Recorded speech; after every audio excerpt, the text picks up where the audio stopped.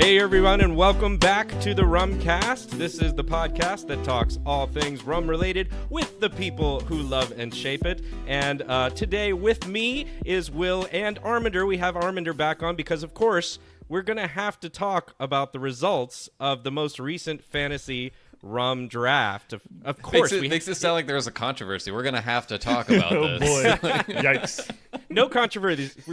No, I don't know. Maybe there is a controversy this year. We'll see. But the point here is that we've kept people waiting, Will and Arminder, for now a few weeks. We had them vote, so you had time to vote. You heard everything that we three picked, our team, but we are finally ready to talk about the results, and I know there's a lot of people out there probably waiting with bated breath to hear exactly what happened, not only for an overall winner, right, but you know, it was really cool to see the ranked order choice this year and see all of the different categories and how those came out. So, Will, I know you're going to take us through it all, kind of category by category, which I think is going to be really fun to see.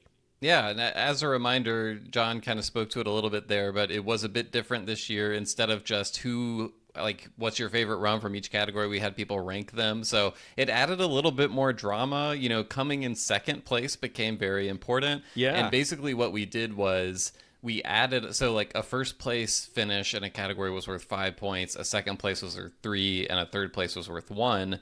And what we did was we tallied up everyone's point total for each category, and then whoever came in first got 5 points, like across the whole competition. Whoever came in second got 3. Whoever came in third got 1.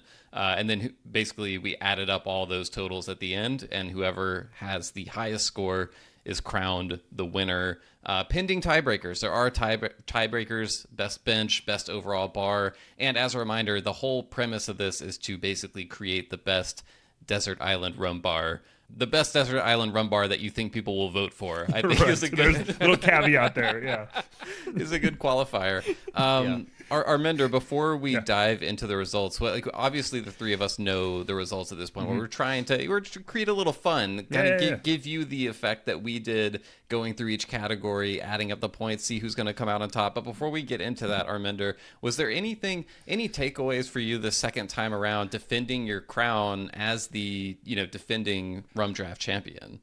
I think it kind of, my approach sort of was similar from last year, where I ultimately, if I had to pick between what I thought people would vote for or what I liked, maybe I kind of stayed a bit in the direction of what I liked. I don't think I maybe drifted too far from that. Maybe other folks did the other way. I'm not It's sure. the eternal struggle. It's the eternal struggle. Do you stay true to yourself, or do you go for the rum that more people are likely to have heard of or to try it? Sometimes it's not even like, do people think this is better? It's like, I really like this rum, but have enough people had it? That came up a lot. Exactly. There were a few a classic of those dilemma. Yeah, there were a couple that felt like, I would pick this, but I don't know if more than like 20 people have tried this yet. Like, do I, so I think that was an interesting challenge. And I felt like for me this year, the category or the inventory in certain categories was a lot more challenging. Either because maybe there weren't things I was really blown away by, or I just thought there were a couple of really key items that maybe I couldn't get my hands on as fast as I would have liked, So I think that was made for a fun game for sure. You make a good point also with so obviously this is the fourth year in a row we've done it, and yes, we've changed it every year in some ways, which I think is a good thing, right? It continues to evolve. But your point, Arminder, about you have to think on multiple levels with it is an interesting one, right? It makes for a more interesting experience in game overall to say, you're not only thinking about, okay, what is the choice that you would make, but what's the familiarity of this rum at this point, and all of these other things. How am I going to fit this in? A big thing for me is always how versatile is this in the lineup? Can I put this in other places, or can I just stick this here and feel like I am done? I don't have to worry about this anymore. And then, of course, I think the kicker, which, Will, I think you also have thought about, is we have the rule where if you pick from one brand or one I guess it's one brand, and Yeah. you can't pick anything else from that, right? So there's a little bit of strategy that starts to evolve. If somebody else has picked, let's say, I don't know, a worthy park or whatever, you know that that's the only worthy park that they can pick for their team. So now you're starting to feel like, okay, how do I start to shift my draft strategy not only on the plan that I had coming in, but what evolves out of your plans as well? Yeah, we've been building up the rules brick by brick over the years. We're like Dr. James Naismith. You know, we're trading in the peach baskets for nets. We're allowing people to dribble and things like that. And next thing you know, people are throwing down dunks. So this competition is getting more exciting every year. But with all that said, let's dive into the results. I am going to share my screen. So if you're watching on YouTube, you will be able to see kind of the visual breakdown of this. We got some nice charts and everything, so you can really get a sense of just how big of a lead did someone have. This is the most fun you can have with charts. Most fun you can have with charts, exactly. Yeah. Okay, so the first category was the unaged rum category. We had John. Also, real quick, can I just call out for the people who are watching on the video? Will, you have so many tabs open. Oh, this is Holy nothing. hell. This is nothing. Oh my God. This is a light You're not the tab. first person to mention that. Oh my This gosh. is a light tab day for me. And you know, the extraordinary or perhaps sad thing is that I could tell you what each of these tabs is, even though half of them are just Google Doc tabs that all my look God. the same. I know where everything is. I know where all the bodies are buried. So There's a my method own- to the madness, huh? Exactly. I don't know if there's a method to it, but I have become accustomed to the madness, is what I'll say. But with that out of the way, quick little, Google Chrome tab warning for everyone. Actually, this isn't Chrome. I'm for some reason using Microsoft Edge, experimenting with that because Chrome was using up too much memory. Anyway, no Because one you probably cares had about 49 tabs. open. Exactly. Exactly. Anyway, the unaged rum category. We had John continuing the tradition started with my controversial pick last year, drafting the Hampton 8 Marks collection, the unaged 8 Marks collection, the entire thing. You have to use, you can't spread out the 8 marks over individual categories. You have to use the whole kit for the unaged rum category. Yep. It was a weapon last year. Did it prove to be a weapon this year? It was up against Arminder's Worthy Park overproof pick and my Ray and Nephew overproof pick. So this is a popular category for Jamaican overproof rums. Clearly, let's see how they all netted out. And the winner, John, with 614 total points. Arminder came in second with 494 total points for Worthy Park overproof, and I brought up the rear, Ray and Nephew overproof with 332 total points. Was anyone surprised by this result? Because last year, like I said, the Hampton 8 Marks collection cleaned up in this category. But did anyone have any doubts about its performance this year?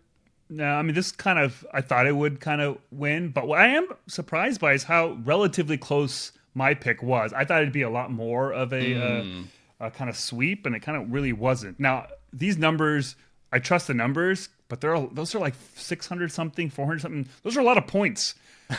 I guess I don't quite understand how we tabulated all this, but that's a lot of votes, or those are a lot of points. Either way, I'm pretty impressed by by how it all shook up. So basically, the way the tabulation worked is we took all of the votes for each rum. So John's rum, we added up all of the first place votes. All of those were worth 5 points. Okay. All of the second place votes were worth 3 points, and all of the third place votes were worth 1 point. So those all add up to 614 total points. And then as the winner of this category, John gets 5 points for the whole competition. Yeah, is how that works. And what I will say, just to quickly talk about the Hampton 8 Marks collection, it's a cheat code. I'm just going to say it straight up. John lobbied in the background to have this ruled ineligible from the list of draftable rums, and Arminder and I were both like, no, we think it should go in there. We like having it in there. And then John turned around and took it. So Of course he did. He abides to the rules. He takes advantage if it's there. If you can't beat him, join him. I will say, I want to call out throughout this, I think this was the one pick in the draft. And one thing to keep in mind is, like, we don't throw up a category and say, now everyone draft your rum for this category. Like, these weren't all the first picks everyone made. But at the point in the draft when I drafted Ray and Nephew overproof, it's the one time in the draft that I instantly realized I made a mistake. And Arminder, I think you noticed it in real time because you mentioned how you weren't afraid of this matchup at all. And in my head, I was saying, well, I'm not afraid of it either because I'm going to put Ray and Nephew Overproof in a different category so it doesn't have to go up against your Jamaican Overproof rum. And then I was like, wait a second, this is the only category it can go in because it can't go in 100% pot still category because it's a pot and column blend and it's completely unaged, so it can't go in anything else. So anyway, I kind of had resigned myself to coming in third place here, so not too big of a surprise there. Now, of course, this means, correct me if I'm wrong, because Hamden 8 Mark's unaged set was picked both the first 2 rounds of this year and last year, that means it is now retired? It is now retired. Yeah. It's ascending to the heavens. It will be ineligible going forward. There you go. Although the 1 year will still be hanging out there. That's right. And Worthy Park Overproof, because that was your first pick last year. Right. Remember? That has also been retired. Okay. I think Ray and Nephew is the only I guess Money Musk Overproof, but Rumfire and Worthy Park Overproof are both retired now. So, that's a tough one. So that means John currently is in first place with 5 points, Arminder in second with 3, and myself in third with 1 point. So we will proceed to the lightly aged category, in which John drafted Smith & Cross Jamaican Rum, Arminder drafted Hamilton Demerara 151, and I drafted Worthy Park 109. This one I thought was a really interesting matchup because I think all 3 of these rums kind of fit in that space of overproof, primarily cocktail-driven rums, some of which have specific applications in the cocktail world, and all around the same price point, all beloved for different reasons.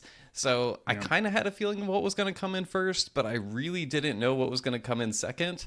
And we'll go straight to the result here. So first place, I think, to probably not a major amount of surprise, is Smith & Cross Rum with 556 total points. Not too far behind it, though, was my pick, Worthy Park 109 at 496 total points. And then that means Hamilton 151 bringing up the rear with 388 total points. So Smith & Cross, not a surprise. It won this category last year as well. John, I think you've picked it 2 years running. Yep. Very smart strategy. But I was pleased to see the performance that Worthy Park 109 put in, being the newest of these 3 rums. I think it's kind of quickly become a rum that people just really have a lot of fun with, and I know I'm one of those people. So I was pleased to see the fight that it gave to Smith & Cross here. Yeah, I wasn't sure about this category, honestly. I'm glad, obviously, my pick came out on top, but I really felt like this was a bit of a toss-up. I don't know if you all felt the same. Oh, totally. I think all 3 are staples, right? Right. Of the home bartending scene, home tropical tiki drink making scene at home. So it could have gone to anyone. Obviously, I was biased here with this particular one, but personally, if I didn't have to go with my pick, I would have gone with the Worthy Park 109. I think it's spectacular. I think it is one of the best damn new rums in the last 5-6 years. Yeah. It's just so damn good. Agree. Yeah. It's just a super cool creation. So that it did take Worthy Park products, branded products, off the board for me. So that's always a tough choice when you this took Hamilton products off the board for you as well, Arminder. So that's always I think tough when you've got a lot of other options, good options from a place that you know are out there, but both worthy choices, no pun intended. So this did bring John hopping out to an early lead of 10 total points, Arminder with 4 points, and myself with 4 points. So we're kind of jumping into a tie there at the rear. This brings us to the aged portion. So 2 aged categories. The aged rums had to be aged from 5 to 13 years. And in the first aged category, these were sort of like the less expensive aged drums that were drafted, and the second aged category is more like higher strength, more expensive rum. So this one, John drafted Shakara 12-year, the Thailand rum. Arminder drafted Appleton 12, and I, to make things interesting, and because I really like this rum, drafted Appleton 8. So I was really just excited to see what would come in first between Appleton 12 and Appleton 8. Did anyone think maybe Appleton 8 had a shot at pulling this off? Yes. Not really. I didn't think so. That's why I went with the 12. I felt pretty confident with it. And I I feel like I should have thought that, but because just historically how popular Appleton 12 is, and like any one of those threads online where someone's saying, I'm looking for something new to rum, what should I try? Appleton 12 is almost always on there. Like it's just one of those entry point core rums for a lot of people. But I feel like there's been this little groundswell in recent years of people kind of whispering, but the 8 is actually better. Like right. I feel like I hear more and more rum nerds saying that. And so part of me was wondering, can we turn the tide here with that? Because I do think Appleton 8 is a better rum, actually. And I know we talked about this already on the episode, so I won't get into it. But I was just curious to see how it would all come down. Yeah.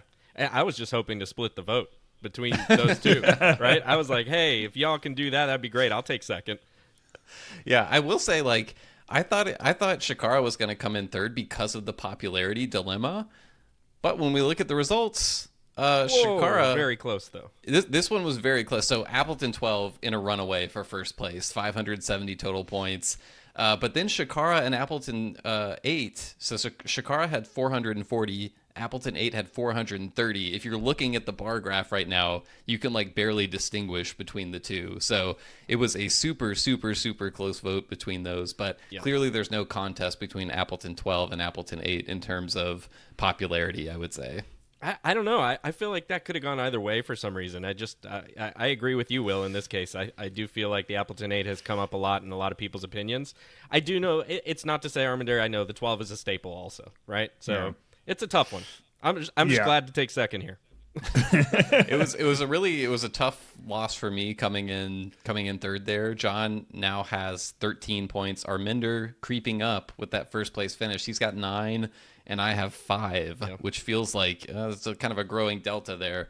Let's see what happens in the aged 2 category. I do wonder if just the sheer numbers, literal like aged numbers effect is still there for people somehow, Like 12 versus 8. 12 is better. Yeah. Oh, interesting. Yeah, maybe. All right, so second age category. John had the Hamilton Guyanese 13-year. This is a cask strength Port Morant single still rum bottled by Ed Hamilton, 60.1% ABV. Arminder drafted the much discussed El Dorado high ester LBI DHE blend.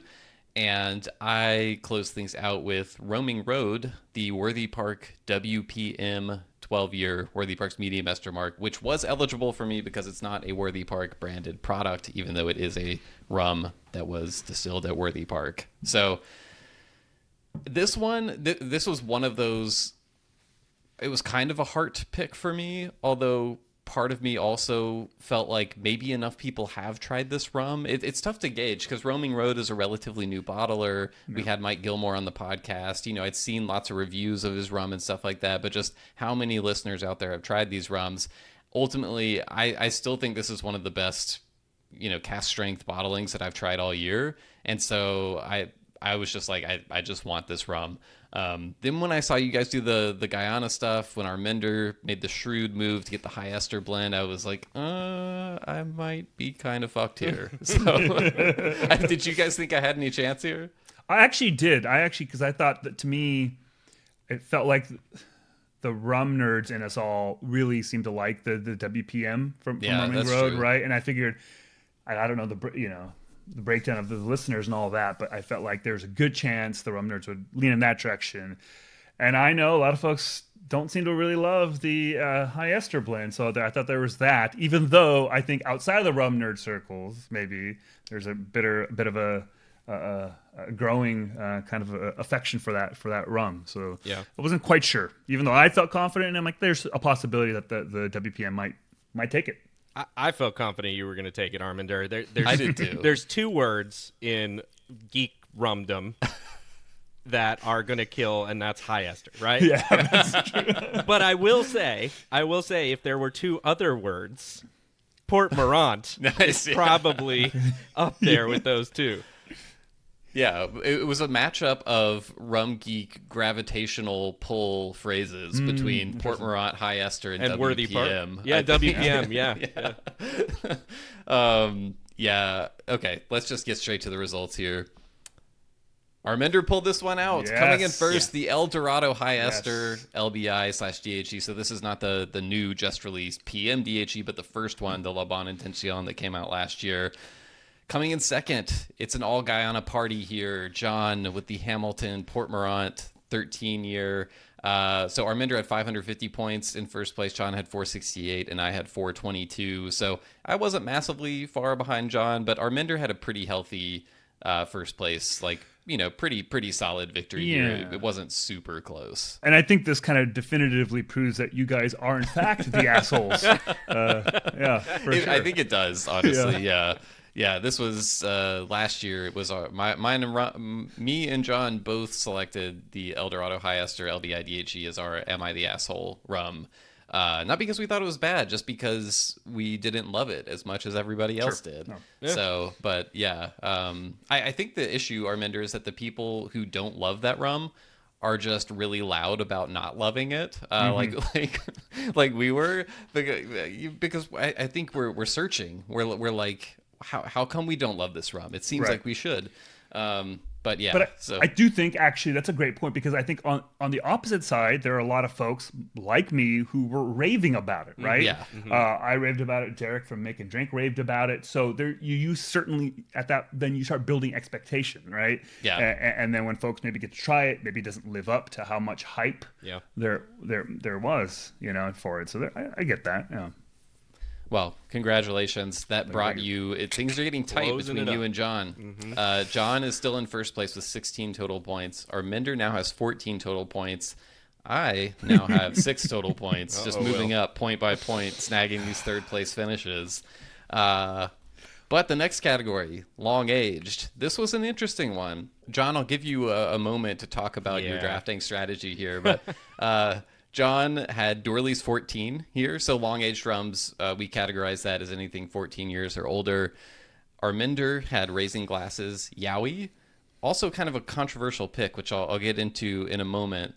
And then I had Foursquare Equidim, so I think I've snagged an ECS release in years past, just kind of a nice thing to have in the bar. But John, I'll give you the floor, because I know you want to share some info about your pick. Yeah, well, you mentioned earlier about you kind of figured out in the draft that you had made a boo-boo, and this was my boo-boo, which was we had 2 years ago, a 14-year-old rum would have been allowed in the aged category, and so I was still kind of in my head working off of that and missed that last year we adjusted it so that 14 would be in the long age category. So when I drafted this rum, I was really drafting for it to go against like maybe your aged Appletons or something, and just sail to a victory.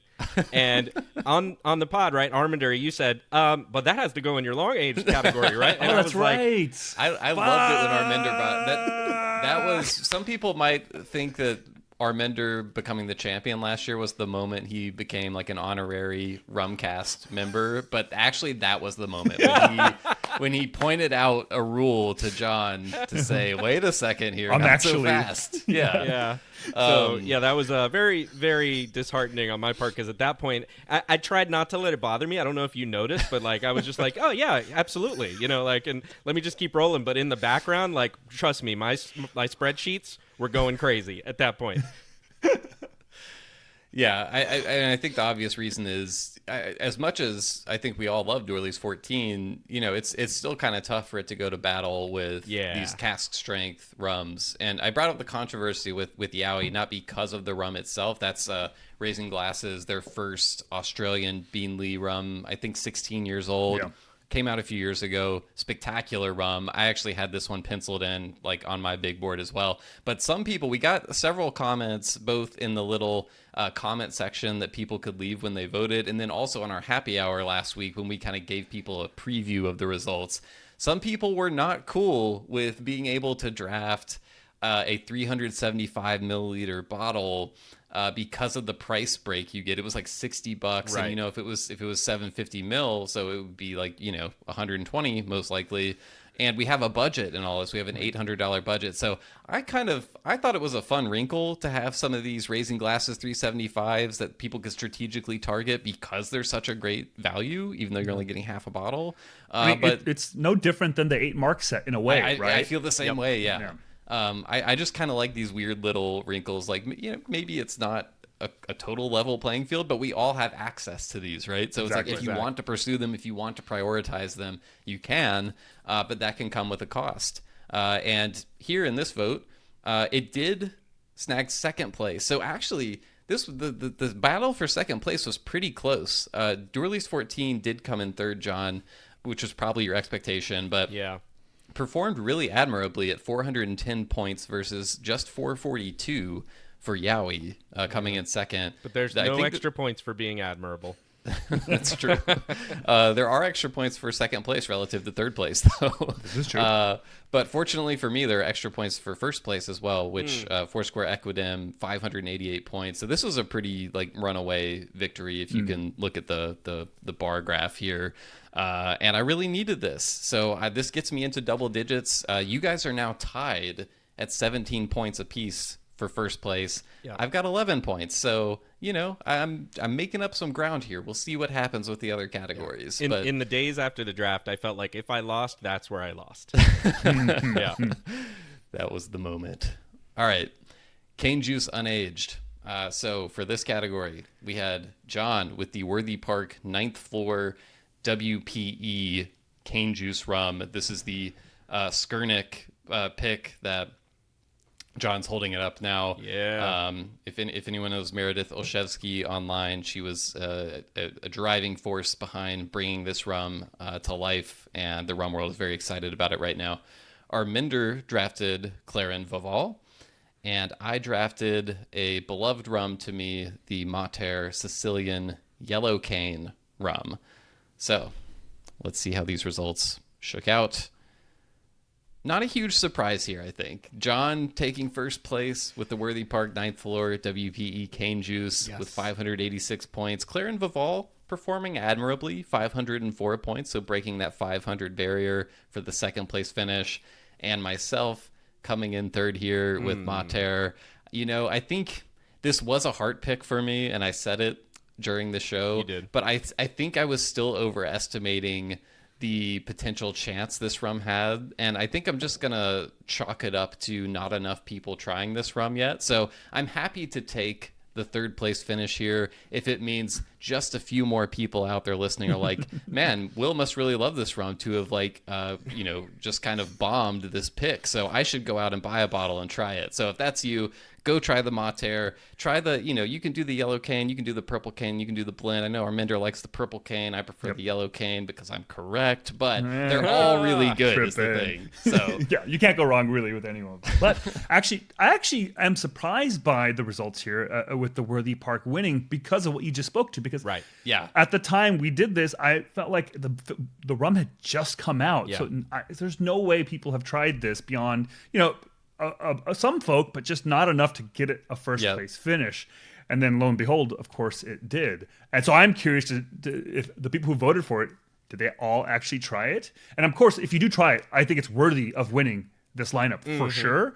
But I was just surprised. Yeah, I mean, didn't even have the bottle. I hadn't tried it yet, and so I got flack for picking it. Right, and as you saw, especially on the happy hour, right? Yeah, there was a record scratch moment where someone on the call was like, "Wait a second, John, did you just say you hadn't tried the rum when you drafted it?" And you took a little tongue lashing there. But I will fight back and say that this is, as we mentioned at the outset, partly understanding your audience as much as it is about understanding the product and all of that. And of course, I've had Worthy Park before, many of them that I love, and I felt like looking at what you all had picked, this would do well. I wasn't necessarily thinking it may win or not. I was just saying, can I at least grab second in this category? And so that was the idea behind it. So it was strategic because it was later in the draft. I felt like it was a really powerful rum that could make a statement and at least compete. To your point about the Mater, I think the yellow, I agree. I think the yellow is also the better one. But I felt like you were going to split that vote a little bit because people would be like, oh, but I like the purple better. Right? So, or the blend or whatever it is. And then, I'm actually surprised Vaval did as well as it did. I felt like that would probably take third here. So to see it, only almost grab first was a little surprising to me. But the point here is it's thinking in terms of strategy. How do you make an impact late in the draft? And I felt like, I just mentioned if I lost, that's why I lost that Dorley's pick. I felt like, in my opinion, if I win, this is one of the categories why I would win, because I was able to grab it late in the draft and it could take the category, and it did. I will say, in your defense, you had purchased this rum. You'd ordered it. It just hadn't arrived yet. So I do feel like, if we're saying this is a desert island rum bar and we have access to these stores, we have a budget, I could see purchasing a rum I haven't tried yet, but that I'm just very excited about, because who doesn't love that feeling of like being excited about a rum you've never tried? And so, it would be a risk doing that for your desert island rum bar, but if you're familiar with the producer and the specs on the rum and everything, I don't think it's, some huge dishonor to draft a rum that you haven't tried yet, if it is a rum you are intending or have already purchased. And people who had tried it and said, this is a great rum, including someone right now in our company. So yes. That said, I do agree with Arminder. I think the majority of people who voted for this rum had not tried it yet. So, I agree. Yeah, which is totally fine. It's got the Worthy Park name. It's got the WPE. Even more high ester than the WPM. So people betting on football have never played football before. I'm just saying. I don't know if that is a total 1-to-1 analogy, but I'll let you have it. Close enough. All right. So for those keeping track at home, John pulling out of the tie with Arminder. John is in the lead with 22 points, Arminder with 20, and myself with 12. Let's see how many more third place finishes I can rack up here before the night's over. All right, cane juice aged category next. This was an interesting one, with John and Arminder both making their Alambique Serrano picks. I think everyone knew all three of us were going to walk away with an Alambique Serrano rum at some point. Y'all chose the aged category for yours, which was probably partially informed by my first overall pick, which will be forthcoming in a different category. But John, you had the Alambique Serrano Tres Años French Oak Rum. Arminder, you had the Alambique Serrano Blend number 6 Otoño. And then I just completely coming out of left field with the Rum GM Apices Creoles with this one. So I knew I was up against it here. I knew an Alambique Serrano rum was going to come in first, and I knew another one was going to come in second. I just didn't know which one would come in first. I thought it might be the blend because it is cask strength versus the Tres Años, which is sort of their entry level, everyday blend. But let's go ahead and go to the results here. And that is what happened. So Arminder took this one, first place, 568 points. John coming in second, a respectable 508 points. And I was way down there with 364. So just the rum agricole institution, Rum GM, just not capable of keeping up with the new wave of Mexican aged cane juice rums out of Alambique Serrano. So I think when I drafted this category late, I didn't have a ton of money left, and I do think this is a really solid rum. I think all of the Atelier series are good, and I was like, Rum GM, classic name. Maybe it'll have like kind of an outside chance at second if the Alambique splits the vote. No chance. It did not come close. So tell me what you guys thought about this vote. I actually felt pretty confident between the two Alambiques that folks would probably pick the blend for the exact reason that you said, higher in proof. And the Tres Años is relatively newer, I guess, compared to blend number 6. Yeah. And I think lots of people have had the blends too. So I'm sure a lot of people who voted for blend number 6 haven't tried that specific blend, but they've probably tried another blend that they really did love. So agreed. My thought, I thought you were scrambling at this point with it. That the Rum GM is a good rum, but I felt like, to your point, like it's going to be tough to compete against these two. Well, and it was this was one of the tougher categories. I was just about to say. Right. Yeah. That's exactly right. I think, Arminder, you mentioned earlier, there was some tough categories this year, and I think this was one of the tougher ones where there was like 2 rums that could compete, and the rest of them were like, that's going to be tough to compete against them. My strategy with this one is wait until somebody took one and then take the other. Yeah. Yeah, I think this was the one where I just looked at the rums and I was like, there's maybe 3 or 4 that I think are really, really awesome rums, but also a lot of them were expensive because aged cane juice rums can get pretty expensive. So I just didn't have the budget to like really break the bank here. So that is yet another third place finish for me. So John and Arminder back into a tie here. It's a back and forth duking at the front of this draft. 25 points to John, 25 to Arminder, and holy shit, 13 looks really small next to those points. I got to get these numbers up. You're halfway there. That's true. Yeah, there's not many categories left. But there is the multi-country blend category. And of all the categories that were drafted for, this is the one that I was positive I won when the picks were made. So John drafted the Transcontinental Rum Line High Seas blend, Arminder 10-1 white rum, and myself the Black Tot Master Blenders Reserve 2022. So this was just kind of like a very weird matchup where all of these are multi-country blends, and like y'all's are kind of very much in the same family of sort of, premium cocktail rums, I would say. And then mine is this cask strength, very expensive blend, long aged rums in it and stuff like that. So it was a very weird matchup. And that's kind of why I figured the cask strength rum would win over like the, mixing rums. If it had been a mixing rum like a Worthy Park Overproof or a Smith and Cross, for example, which aren't multi-country blends, but I'm just saying one of those like iconic rums, then I think it could have been a lot closer. But in this case, this was the most lopsided vote so far, where the Black Tot came in first with 694 points. Transcontinental Rum Line High Seas 438 points in second, and 10-1 Arminder's pick 308 points, bringing up the rear. Any reflections? Not surprised at all, and not surprised that my pick was going to be kind of last place.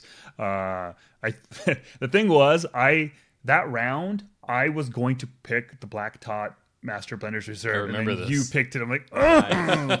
And then at that point, I was like, I'm just gonna, Punt? take a L. Yeah, exactly. Yeah. That's what I did. Although I do think the 10-1 white is a great like daiquiri rum. I just know it didn't have a chance for sure. Yep. I felt pretty confident that I was pulling second here. So, I like you said, Will, there was no way anybody else was going to compete in this category with that pick. So to me, it was how do I lock in a second place? And I felt like for especially the value that the Transcontinental High Seas blend brings, feel like it was going to perform well, and it did. It did. John, you solidified first place, 28 points. Arminder, you had 26 at this point, and I had 18. So making up a little ground. Maybe I can catch one of these guys. Let's see. We have the non-Caribbean category next. So, John, this was the Holmes Key head-to-head matchup. Yeah, John this was drafted gonna be the interesting. Holmes Key Reunion Rum Traditionnel. Arminder drafted the Holmes Key Grand Arome, also from the island of Reunion. And I drafted the Alambique Serrano Cartier 30. So this was my first round pick, the second overall rum taken in the draft, I believe. And again, this was another one where I was like, Cartier 30 is going to win this category, which is partially why I put it in this category. And I really had no idea which Holmes Key rum was going to win. How confident were each of you that your rum was going to come in second, or were you confident? I was fairly confident that it would, just because the rum traditional is fairly new, and Right. it's not as good as the Grand Arome, frankly. I was confident because it's better. Yeah. I mean, honestly, I don't know that I would disagree with that. Really, what I was going after here was the newness factor with it. And I think it is a bullseye Mai Tai rum. And I think that's where I was hoping it would gain some fans. And just because exactly for the reason you just said, Arminder, it's new and people are kind of all over it right now. I felt like maybe for that reason, because I think you're right. I think the Grand Arome might be a better rum. There's something about that French spelling of traditionnel. I just like the way it looks. I don't know if I'd base my vote on that solely, but I'm just saying it catches my eye. All right.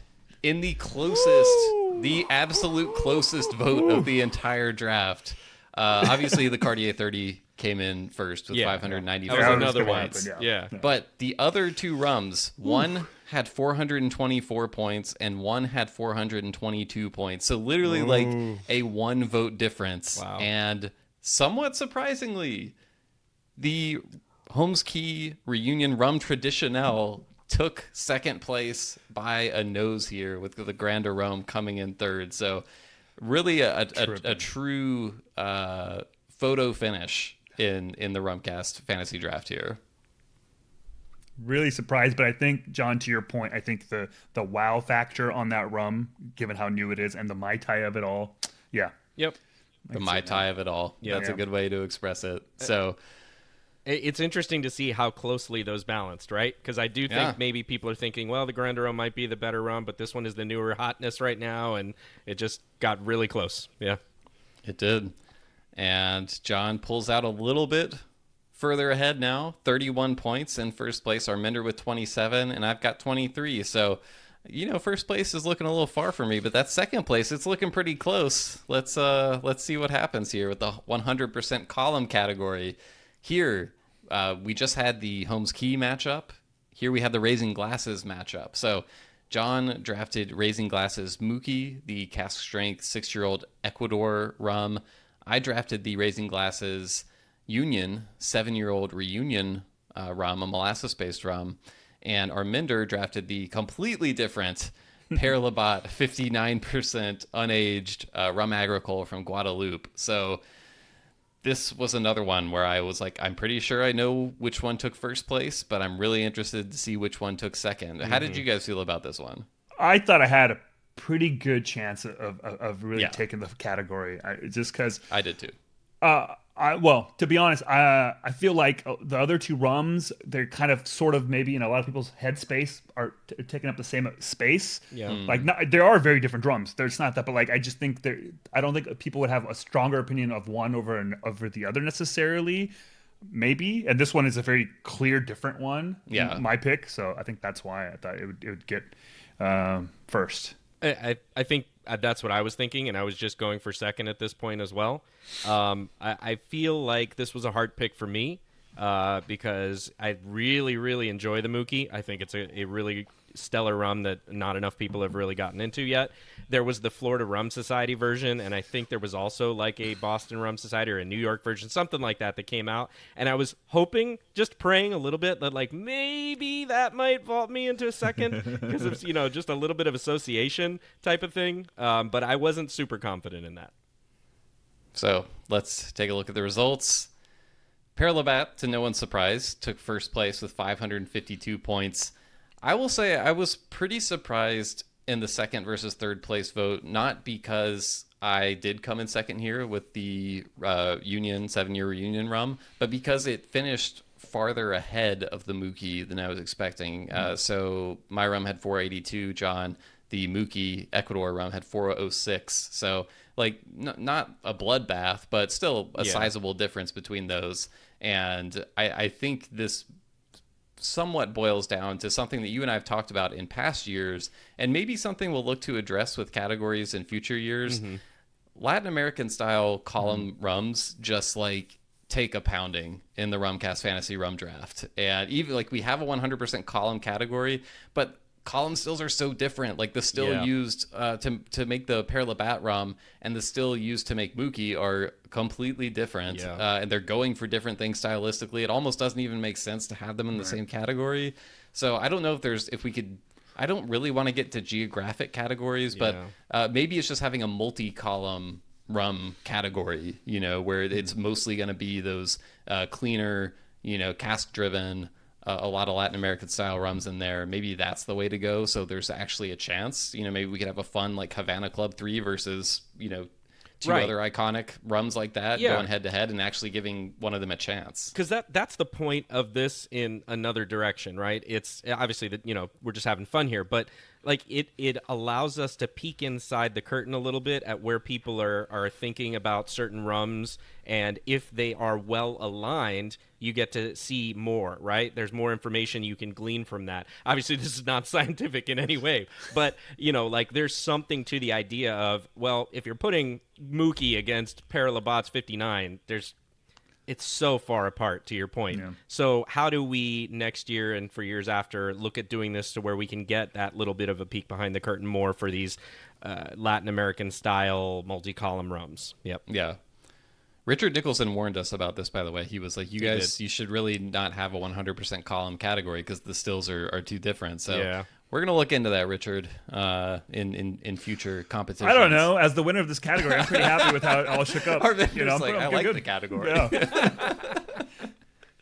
And you should, especially because John coming in third here instead of second really made things interesting. John and Arminder now once again tied 32-32. I've got 26 points. You're not that far away anymore. Yeah. I'm not that far away, but there's only one category left, so I'm mathematically eliminated at this point. Not to lower the stakes for those listening who weren't thinking about that, but at this point, it is impossible for me to come in first. Although I couldn't come in second either. So I've locked in third place at this point. But as you said, at least I'm only 6 points behind at this point, so maybe I can be in a respectable third. But there's one category left, and that's the 100% pot still category, which I thought was a very interesting category, even though I was once again assured I was going to come in third here.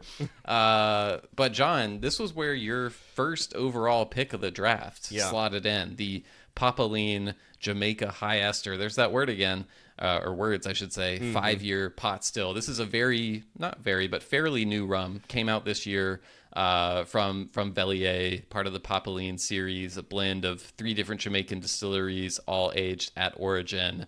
But then Arminder came in with the Hamden HLCF Classic. And when I saw that, I started thinking, obviously HLCF Classic is a great rum. Love it. But that Papaline High Ester Jamaica is one of my favorite rums all year. I just think it's incredibly delicious and a great value. It's like $60. If you don't have a bottle yet, you should go find one. There's plenty of them out there, depending on where you live, of course. But because it's so new, and the Hampton HLCF is indeed classic, as Arminder reminded us with all those S's, I was like, I don't know, man. Arminder might have pulled a fast one here on John's first overall pick. I was a little nervous for you. I had Clarin Le Rocher here, by the way, which I knew was going to get pounded. Yeah. So we don't need to focus on that. We don't spend time on that. I don't feel like I was quite as nervous with it. I picked it first for a reason, and I felt like the only thing I was nervous with actually was where I was going to put this. Right? Yeah. Because that I was like, well, where do I think this slots in the best? And looking at, afterwards we get a chance to adjust our lineups for rums that we can put in different places. I was a little worried that there would be changes that you all would make, and that's the whole gaming of it, right? Because we don't get to see what the other changes are. We just kind of have to blindly put in our changes, and that's where I was a little scared. I was saying, like, what else could be put here that could maybe compete in a different way in this, or if I put this in another category, does it compete against those? So I was really confident in this rum overall for all the reasons you already said. It's great, and it's affordable. And for that reason, that's kind of why I went first round pick with it. I know you both kind of espoused a little bit of surprise that it was the very first pick, but I still feel like it was justifiable because I think as we talked about the newness factor, there's that, hype or whatever you want to call it, that you want to kind of try to hit on the way up as opposed to the way down. And I feel like this rum is still on the way up. And so for that reason, I kind of felt like even if this stayed even, I feel like I would take this category.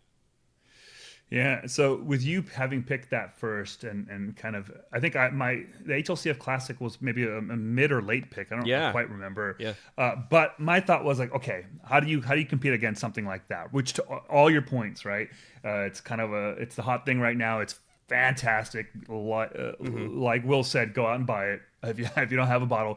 So like, how do you compete against that? To me, it was the name Hamden. Obviously, folks love Hamden, right? Yep. Especially in the rum nerd community, and then the HLCF of it all, right? Which is for not only just my favorite mark of theirs and my favorite rum being Rumfire and all. A lot of people have such a soft spot for HLCF, right? Let alone what people even think about this actual bottling, because then once you actually dive into the bottling, I think a lot of folks really love it. But I just thought between the HLCF of it and the Hamden of it, like this would potentially, put up a great fight against the High Ester and win the category. And because a lot of people have it, right? I mean, it's been out there for a while. Yeah, a couple of years now. Yeah, that's why I thought it had a shot. I did still kind of view the Papaline as a favorite here, but kind of like a minus 150 favorite if we're using a sports odds analogy here. Should we just get to the result? We should remind everyone this is the clinching vote because to go back, John and Arminder are literally tied at 32 points apiece. So whichever one of them comes in first here, I won't even entertain the idea of one of these rums coming in third. That means that's our winner. And the stakes, just to remind everyone how high the stakes are, John has never won the Rumcast Fantasy Rum Draft. So this is the fourth time. He's 0 for 3 so far. I took the first 2 years. Arminder came and shocked us both last year, ripping the title away from the podcast itself. We went through a little crisis for a little bit. There's a lot at stake here. So let's see how it all shakes out. So coming in first in the 100% pot still category, it is the Popeline High Ester Jamaica 5-year pot still, which means John Gulla is the winner. I'm off the schneid, baby. Yes. Oh, I am so psyched about it. Congratulations, do you have a speech prepared? Yes, I will say I want to. Of course he does. He's had a speech for the last 4 years. That's right. I had to go back and find it in my files from the first year. Now, I want to thank all of you out there who believed in me this year. I really, felt the support on the live stream and afterwards. There were some great comments in there. I want to thank my competitors, of course, Will and Arminder. I do think this was the toughest of all of the years in terms of level of competition. I feel like the selections that we had this year, although they had their areas which were tougher, the overall I thought was really high up there, and it was close for competition. I want to thank the Academy, of course. Now, in all seriousness, I felt a lot of pressure for having lost 3 years in a row now, and I will say I don't feel like this was a perfect draft, but I do think it was a strong draft overall, and I'm just glad that other people agreed with me. So, last thing I'll say, I promise. I feel like I've paid my dues, right? Time after time over the last few years, I've come in not first. And yes, there were some mistakes that I made, maybe a few. And I've had my share of sand kicked in my face, but I've come through. Because we are the champions, my friends, my rum friends. And we'll keep on fighting till the end. All right, can we just end the podcast here and just fade out? No. Is that the song that you were promising us? No. Although I should have done that.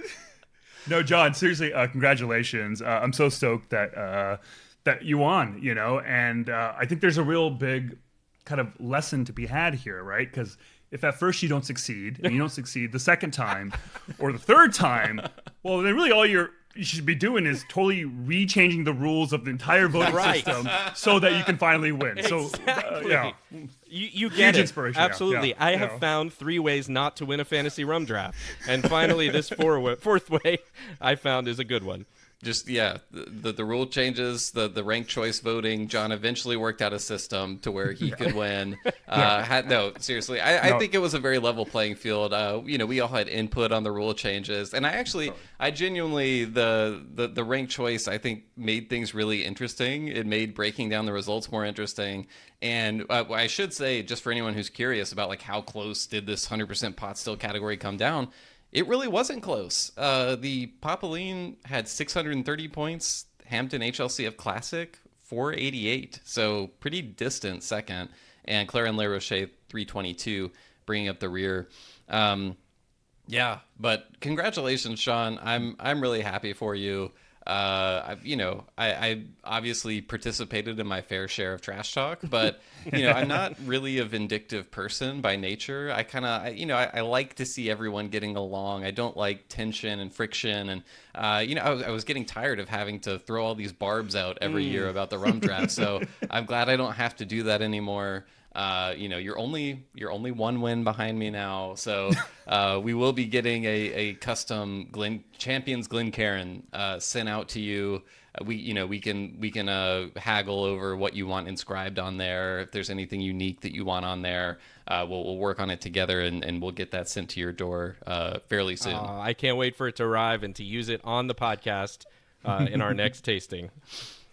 We do have a couple more interesting votes. So the final tally, John had 37 points, Arminder 35, and I had 27. Pretty embarrassing third place finish, if I'm being honest. I truly do not think this was my finest work. I mean, it literally wasn't, because last year I didn't win, but I did come in second last year. This year, a very distant third place finish. I'm really going to have to do some true soul searching, regroup over the off season and come back stronger, try to rebuild. We'll see what happens. But we did have two other votes that function as tiebreakers, one of which is the best bench category. Here, John drafted, there's 2 rums on everyone's bench. John drafted El Dorado 12 and El Amparo Ecuadorian rum, Arminder Dr. Bird and Chairman's Reserve Original, and I had Dorley's XO and Barbancourt White Rum Haitian Proof. I honestly wasn't sure who was going to win here. I felt that each of these benches had like a true anchor rum, like something that's pretty beloved, with John with El Dorado 12, Arminder with Dr. Bird, and myself with Dorley's XO. So I really just wasn't sure. But in keeping the tradition alive, I came in third here again. And it was extremely close between John and Arminder. Again, keeping the theme of this draft alive. John did win with 518 points, but Arminder came in second with 510. And I had 412. So, I was a distant third, but they were super close. Ultimately, this is irrelevant because there wasn't a tie, but it's still a little interesting to see how this came out. And I will say, I did not have on my bingo card anyone drafting 2 Ecuadorian rums onto their team in this draft. So that was a little bit of an oversight, also. I was like, oh crap, I forgot I had the Mookie. Yeah. They're completely different rums between Mookie and El Amparo. So, and then lastly, we have the best overall bar vote, which is the second tiebreaker. And I've always been afraid that we're going to run into a result one year where someone wins the most categories, but then they don't win the best overall bar vote, which like they would still be the winner, but it would just feel a little dissatisfying, I think, if that were to happen. And it did not happen this year. John with a healthy first place finish here, which just has to feel like true validation. 540 points. He had the most first place votes here for best overall bar. Arminder did come in second with 480 points, and I was third with 420. So, this one, I was a distant third a lot of times. I'm not as distant. It's a little getting a little semblance of pride out of this. Probably not too much, but anyway, congratulations, John. You're the people's champion in every way to define it in this competition this year, and it was a fun one. It was. It was a really fun one again. Yeah.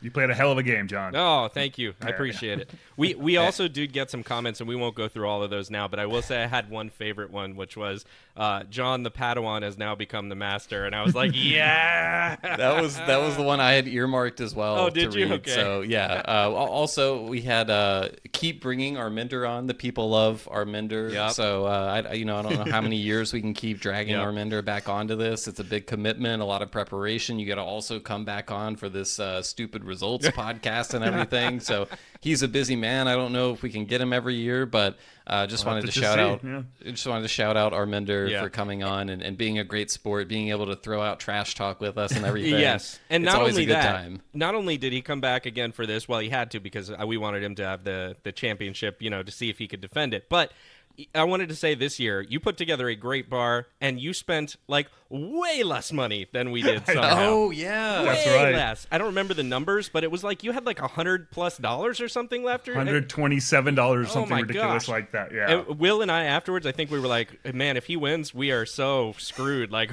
that's it. You're going to ride off into the sunset with that one. Arminder had $127 of his $800 budget remaining, which is like by far the most anyone has ever left on the table. John, you had $15 left, which I think, other than Arminder this year, 15 might have been the previous record. Yeah. And I used exactly zero, or I used 100% of my budget. A lot of good that did me. But yeah, Arminder, any regrets having that much on the table? Are you thinking about what might have been if you'd spent a little bit more money? No, I don't know. No, because I don't know. I was really hoping that if I did win, this was the right way to win with all that extra money. So I was like, you know what? There's no regrets. And even now, even though I didn't win, just the fact that there was that hope and that possibility of like really kind of like rubbing it in your guys' faces is enough to keep me going. For another year, yeah, so good. It's a great moral victory, I would say, that you came this close to winning with that much money left. Yep. And also speaks to the power of rum. There's a lot of great rums out there that you don't have to break the bank for. So I think it sends a nice message.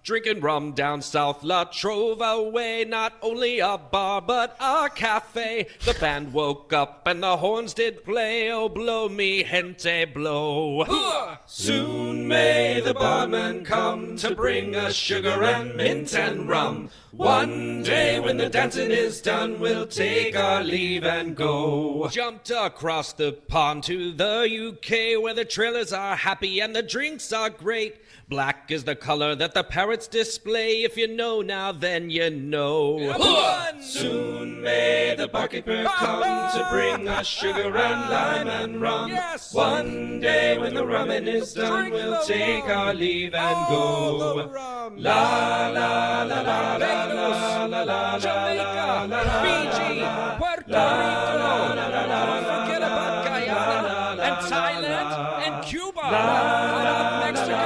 Mauritius, Martinique, too many to drink and not enough time. Wow. Wow, that was unbelievable. John was like apologizing, saying, "Oh, it's a little rough." Yeah, what the heck, man? What was rough about it? I don't know. I did it like in 20 minutes. So it was like What? it was like, let me get the idea down, that kind of thing. So usually I'll go back and I like kind of smooth things out or whatever. Wow. So is that melody based on an existing? Yeah. Okay. Wellerman. So the Wellerman, which is Whalerman, right? But it's a portmanteau or whatever, Wellerman. So yeah, it's that thing, and they talk about a story about the whalers going out for the whale, but the song says soon they'll come back and they'll bring us tea and sugar and rum, right? So it was a play on that. Yeah, it's a tie-in. There's a rum connection there. Yeah. I think you got a little internet rum nerd sensation hit on your hands. We got to put this on Instagram. Yeah. We got to get it everywhere so people can hear this. I think it can be, especially with Halloween coming up. Exactly. We might. And all the shout outs to the bars. I want to hear the bars playing this song, getting it going. My only, I was wondering, do I need to add like a stomping in there? Or something like that. I don't know. A little bit of a beat. Yeah, a little. Yeah. Yeah, I think it could be a nice addition. I also appreciated the shout out to the Black Parrot, which you and I went to together during our trip to London. That was great. The hardest part of all of this was having to leave out other bars that I know are really good. And I was like, I cannot make this song go on for 10 minutes. So Yeah. I demand the 6 other verses, actually. Exactly. Yeah, this was just the radio edit. Yeah. Exactly. Exactly. I think the original version of Like a Rolling Stone had like 20 verses or something like that. So, there you go. All right. we need the 20-minute version of this one. Okay, wow. Well, if you listen to the end to get the surprise bonus track here, write in. Let us know what you thought about it. Demand the download link from John Gulla. Share it with the people, John. Don't give them what dim they your want. Light. Yeah. Let me smooth it out a little bit. It'll be on a link. That was awesome. I'm going to stop the recording.